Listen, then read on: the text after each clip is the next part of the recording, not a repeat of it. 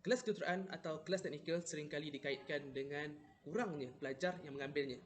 Oleh kerana ia kurang diminati dan juga memerlukan pemikiran aras yang tinggi. Direkodkan oleh KPM, hanya 27% sahaja pelajar yang mengambil subjek TVET ataupun teknikal atau kejuruteraan. Selebihnya adalah pada sains tulen dan sastra. Apa sebabnya? Dalam hal ini kita akan membincangkan pembelajaran yang boleh kita terapkan dalam kelas kejuruteraan yang bersifat berkesan, inovatif dan interaktif. Di bahagian ini, saya akan menerangkan 3 kaedah pembelajaran yang bagi saya dia berkesan, interaktif dan inovatif untuk kelas kejuruteraan. Pertama, pembelajaran terbalik atau flipped learning. Kedua adalah pembelajaran bersandarkan masalah iaitu problem based learning, dan yang ketiga adalah pembelajaran bersandarkan projek ataupun project based learning. Ini adalah 3 kaedah yang bagi saya terbaik untuk kelas kejuruteraan. Pedagogi terbalik merupakan satu kaedah yang berlawanan dengan pedagogi tradisional, di mana kaedah ini menerapkan untuk pelajar belajar di rumah dengan sumber secara mungkin internet ataupun sumber-sumber yang diberi oleh guru, dan apabila di sekolah kita akan buat aktiviti. Ini merupakan keterbalikanlah daripada kaedah pembelajaran yang tradisional sebelum ini. Pembelajaran bersandarkan masalah. Guru akan menyediakan satu problem statement atau penyata masalah yang bersandarkan tajuk yang ingin dipelajari atau sedang dipelajari untuk diberikan kepada pelajar dalam bentuk kumpulan atau individu. Pelajar kumpulan atau individu akan menyelesaikan masalah ini dalam masa yang sama akan cover satu tajuk yang ingin dipelajari. Kelebihan yang lain adalah menggalak kerjasama dan interaksi antara pelajar.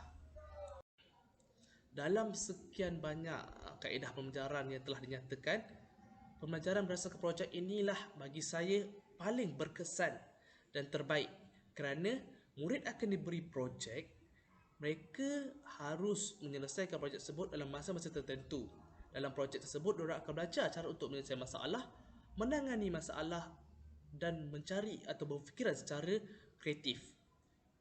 Pelajar juga akan didedahkan dengan pembentangan dan juga penghasilan produk.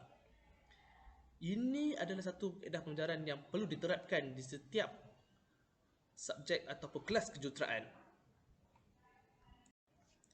Antara kelebihan mengaplikasikan kaedah pembelajaran yang telah saya terangkan tadi, pertama, menggalakkan interaksi antara guru dan murid, murid dan murid.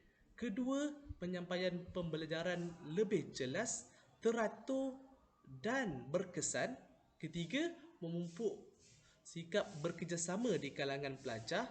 Dan yang keempat, menggalakkan pelajar berfikiran kreatif, inovatif dan interaktif dalam pembelajaran mereka. Di bahagian ini, saya akan menerangkan 3 teknologi yang berkesan diaplikasikan dalam bidik darjah, khususnya untuk kelas kejuruteraan.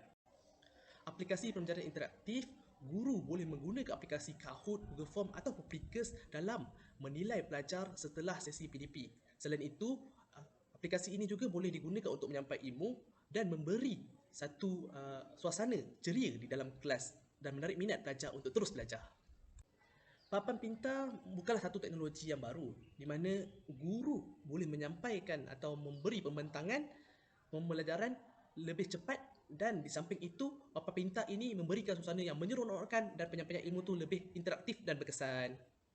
Teknologi realiti maya atau virtual reality sangat bagus untuk kegunaan pelajar kejuruteraan, di mana di situ mereka boleh melihat secara virtual teknologi-teknologi atau benda-benda teknikal yang tidak boleh dilihat di dalam buku teks. Kesimpulan yang boleh saya simpulkan adalah guru bertanggungjawab untuk memastikan pelajar di dalam bilik darjah itu faham apa yang diajar dan suasana di dalam kelas itu hidup dan mendukung mereka untuk terus belajar. InsyaAllah di masa depan, smart class ada di setiap sekolah.